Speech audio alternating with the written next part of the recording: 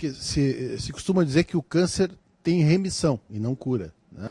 Então, o câncer, na hora que a determinação pela oncologia de cura é quando você tem um câncer, você trata esse câncer e nos próximos 5 anos ele não volta. Aí a oncologia diz, ó, esse paciente está curado. Se ele voltar com 5 anos e 1 dia, aí eles não chamam isso, eles chamam esse câncer de curado, que é uma piada, pô. O câncer, na realidade, ele pode não curar nunca. Ele pode ser crônico e ele pode ter remissão com 20 anos. Câncer de bexiga, por exemplo. Esse aí não tem, né? Você pode ter tido um câncer de bexiga 20 anos atrás e ele voltar hoje. Quer dizer, está curado? Não, estava em remissão. Então, é preferível você chamar o câncer que está em remissão do que ele está curado, porque você nunca sabe quando que ele vai poder voltar ou não. Se não faz químio, não faz rádio, o senhor sugere qual seria o tratamento melhor para o câncer? Existe um tratamento multifatorial. É assim, ó, se eu cortar as árvores da floresta amazônica, todas, eu não preciso convidar os macacos para mudar de lá. Macaco só fica onde tem galho. Macaco pula o dia inteiro de galho em galho. Se não tiver galho, ele vai embora. Então, se eu quiser que os macacos da floresta amazônica vão embora, eu corto as árvores da floresta amazônica. Os macacos vão embora. Eu não preciso convidar animal de deserto para mudar para lá. No momento que virar deserto, os animais de deserto vão chegar. A mesma coisa acontece aqui, no corpo. Se eu tiver um ambiente chamado ambiente biológico tumoral, eu desenvolvo câncer. Agora, se eu mudar o território biológico, o câncer vai embora. O câncer não fica num órgão, num organismo saudável. Então, o que eu tenho que cuidar? Tenho que cuidar da biologia da pessoa. Então, primeiro eu vou ver o seguinte, o que causou o câncer? Só tem 3 coisas que causam câncer, só 3. Ou sozinhas ou combinadas. Primeiro, um conflito emocional. Você vai ver que a mulher se divorciou do marido que ela achava que vivia a vida inteira e 2 anos depois ela apresenta com câncer de mama. Isso é muito comum. Eu vejo isso com muita frequência. Tem sempre um conflito. O pai morreu, o filho morreu, a mulher tem um câncer de ovário 2 anos depois, ou um câncer de mama. E assim por diante. O filho morreu, o pai tem um câncer de testículo. Então, sempre existe, nos últimos 2 anos antes do câncer aparecer, existe um conflito emocional. Se o conflito predomina, eu tenho que tratar o conflito emocional, não adianta ficar dando remédio. Bom, qual a outra causa de câncer? É a desnutrição. Todo paciente com câncer é um paciente desnutrido. Ele tem uma desnutrição. Então eu tenho que cuidar dessa nutrição dele. Então eu tenho que cuidar da parte mental dele, psicológica, eu tenho que cuidar da parte nutricional dele. E a terceira causa é toxinas, venenos. Então o paciente geralmente está intoxicado, está desnutrido e está emocionalmente com conflito. Então ou é a combinação desses 3 ou um deles predominando. Então como é que eu trato? Eu vou cuidar da parte mental, eu vou cuidar da parte nutricional.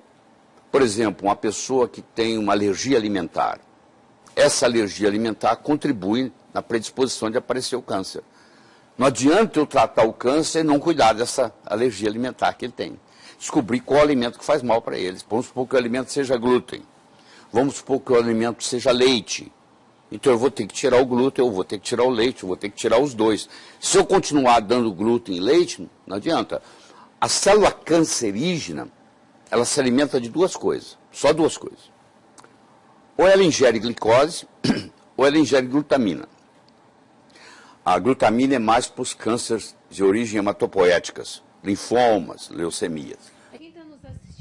Para quem está nos assistindo e não sabe o que é glutamina, por exemplo, a gente pode dar alguns exemplos? Tá, a glutamina é um aminoácido, tá? Que vai formar o GABA no cérebro. Então a glutamina protege a parte do intestino.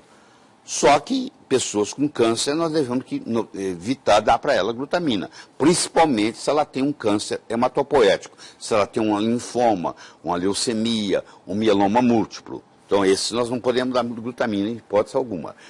Mas o que me interessa que mais é o açúcar, é a glicose. A célula cancerígena, e foi o Otto Warburg que ganhou o prêmio Nobel em 1931 por causa disso, a célula cancerígena ela se alimenta predominantemente de açúcar. E ela prejudica, você já deve ter visto paciente caquético, morrendo, moribundo, em carne e osso, em pele e osso, e o tumor está crescendo. O tumor cresce e o paciente está definhando. Por quê? Ele está pegando toda a glicose que tem. Então, se eu pegar um paciente com câncer e tirar dele a glicose, tirar dele o carboidrato, o tumor encolhe. Mas qual a conduta hoje? Vai no médico, o médico fala, você vai fazer quimioterapia. Doutor, e a alimentação? Fica à vontade. Se fosse você, tomava até sorvete. Pode, vai lá no shopping, toma sorvete, aproveita.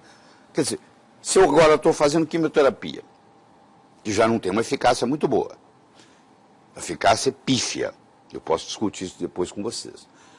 E eu ainda vou para o shopping tomar sorvete, que é açúcar puro, então eu estou alimentando diariamente o meu câncer se eu estou tomando sorvete diariamente. Agora, se eu arrumo uma dieta chamada cetogênica, onde o carboidrato é quase zero, o meu câncer regride. Então, o Dr. Thomas Seyfried, que é hoje uma das grandes autoridades do mundo em dieta cetogênica, ele pega pacientes com câncer, ele põe os pacientes em dieta cetogênica e os tumores vão encolhendo. Mas, infelizmente, isso ainda não chegou ao Brasil. Porque mesmo um colega médico que está nos assistindo, quando eu falo dieta cetogênica, ele fala, o que é isso? Eu, por curiosidade, eu olhei no Amazon.com, acho que semana passada, para ver quantos livros tinha de dieta cetogênica no Amazon.com. Podemos fazer um breve intervalo e começar no próximo bloco o que é dieta cetogênica? Pelo menos para ajudar quem trata câncer ou quem está sofrendo disso. Nós já voltamos, tá? Pois é, então, eu olhei no Amazon.com, até 100 livros eu contei, tá? Mas tem muito mais, porque eu fui até a página 8 e tinha até a página 100. Devia ter mais ou menos, sei lá, uns 1000 livros sobre dieta cetogênica. E o brasileiro não tem noção nem o que é dieta cetogênica. Dieta cetogênica é quando eu baixo o carboidrato profundamente e eu aumento a quantidade de gordura. Gordura boa. Porque você tem gordura ruim e gordura boa. Não é, as duas não são iguais. Por exemplo, a gordura trans, ela é altamente prejudicial. Inclusive causa câncer. Quando você compra esses óleos vegetais no supermercado, para o óleo não estragar, ele tem uma hidrogenação parcial. Então ele é gordura trans. Você traz o veneno toda semana ou todo mês para casa de uma gordura trans que você coloca na sua cozinha. Isso é um absurdo, mas todo mundo faz isso. E aqui em casa, por exemplo, só entra óleo de coco. Nós só cozinhamos com óleo de coco. Porque o óleo de coco não tem jeito de ser trans. Entendeu? O pessoal também conhece muito pouco de óleo de coco, deve ter uns 40 livros no Amazon.com sobre óleo de coco, eu recomendo, sei lá, estudar. Porque a maioria do que eu escuto na televisão é bobagem. A pessoa fala óleo de coco engorda. Então você não entende absolutamente nada de nutrição.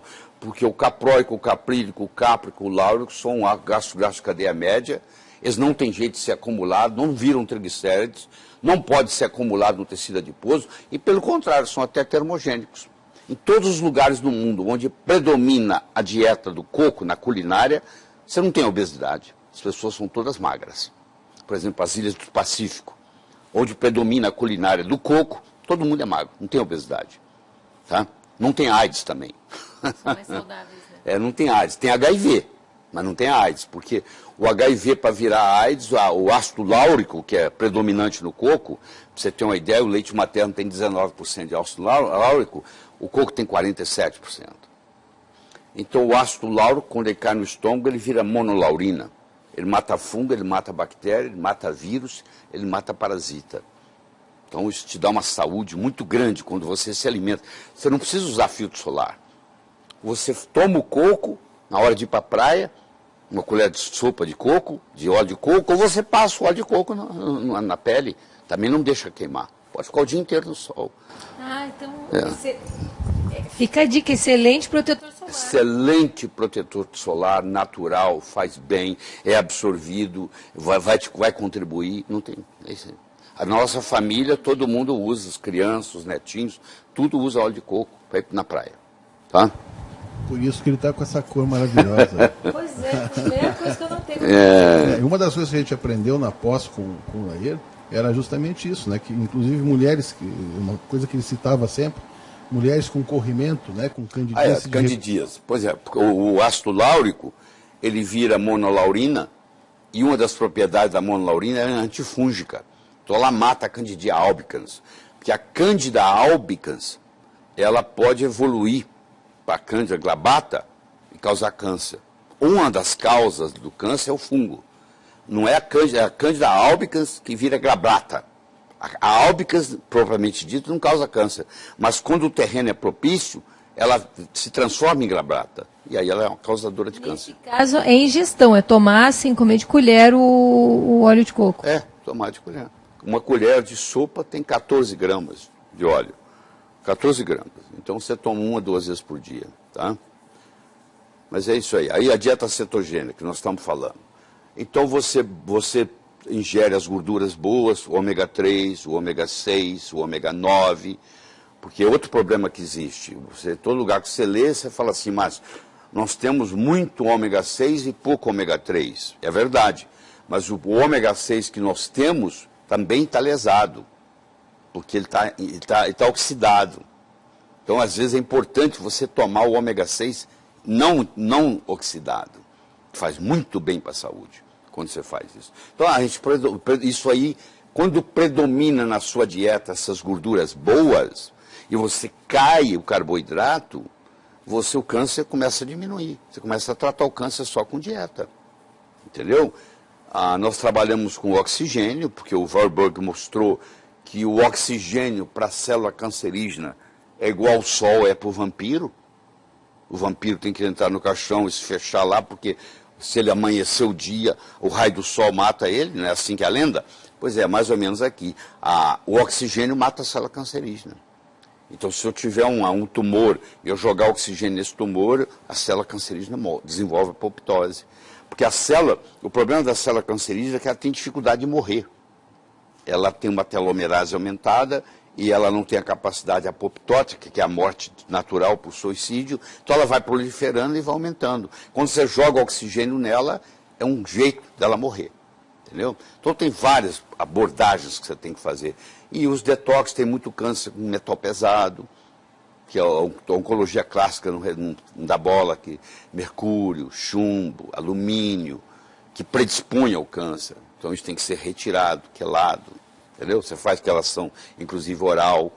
Coentrum, que é um condimento simples, você colocar na comida, faz quelação, entendeu? Clorofila faz quelação. Aqueles tratamentos com oxigênio, né, que a gente aprendeu o Von Ardenne. Na tua pós, o Von Ardenne, né? Uma das indicações seria essa, né? O Von Ardenne, ele era um físico, ele foi quem desenvolveu a bomba atômica russa, ele era um gênio, ele inclusive tem patente na área da geladeira, patente na área do ar-condicionado, tem várias coisas que ele desenvolveu. E ele também entrou na área médica. Ele desenvolveu uma medicina própria, chama-se Medicina de Von Ardenne, onde existe um tratamento usando oxigênio em altas doses, com todo um protocolo, que alguns médicos, meus alunos, aprendem a trabalhar, porque o oxigênio é uma coisa que é permitida, não tem nada proibido. Então a gente usa o protocolo de Von Ardenne no tratamento de câncer, com resultados espetaculares, espetaculares.